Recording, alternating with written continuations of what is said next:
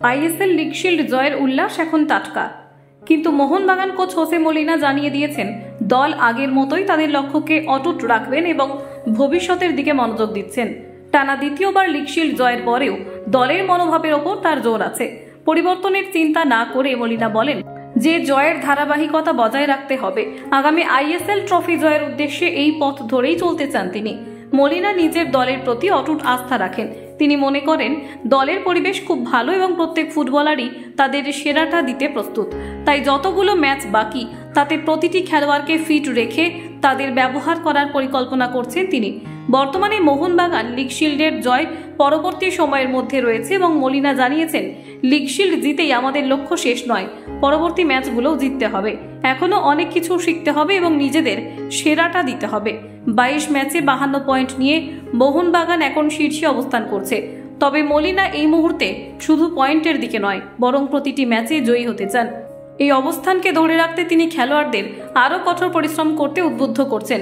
মলিনা বলেন, এখন অনেক জায়গায় উন্নতির সুযোগ রয়েছে। আমরা চেষ্টা করছি নিজেদের সর্বোচ্চ মাপের পারফরমেন্স দিতে।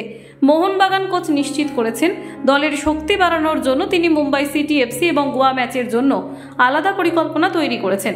যদিও তার দলের বেশ কিছু খেলোয়াড় চোট এবং কার্ড সমস্যায় আছেন, তবে মলিনা তাদের সক্ষমতার উপর বিশ্বাস রেখে দলের সব সদস্যের প্রতি দৃষ্টিভঙ্গি বদলাতে চান না। তার মতে সব খেলোয়াড়ই নিজের সেরাটা দিতে প্রস্তুত এবং তাদের নিয়ে তিনি গর্বিত। অন্যদিকে মলিনা মুম্বাই ম্যাচের জন্য অতিরিক্ত সতর্ক। তিনি জানান মুম্বাই সিটি এফসি তার দলের জন্য কঠিন প্রতিপক্ষ হতে পারে। মলিনা বলেন, মুম্বাইয়ের দল খুব শক্তিশালী, তাদের ফুটবলাররা চমৎকার, হয়তো তারা এখন অতটা সফল হচ্ছে না, তবে তাদের হারাতে আমরা প্রস্তুত। ওদের ঘরের মাঠে গিয়ে আমাদের জয় তুলে আনতে হবে। এটি এক ধরনের চ্যালেঞ্জ হলেও মলিনার দৃঢ় বিশ্বাস দল সেটা পারবে। গত বছরের নিকটবর্তী অভিজ্ঞতাকে মাথায় রেখে মলিনা এবার আইএসএল ট্রফি অর্জন করতে চান। গতবার তারা খুব কাছ থেকে ট্রফিটি হারিয়েছিল, তবে এবার তার লক্ষ্য স্পষ্ট, লিগ শিল্ডের সঙ্গে আইএসএল ট্রফি একই সাথে জেতা।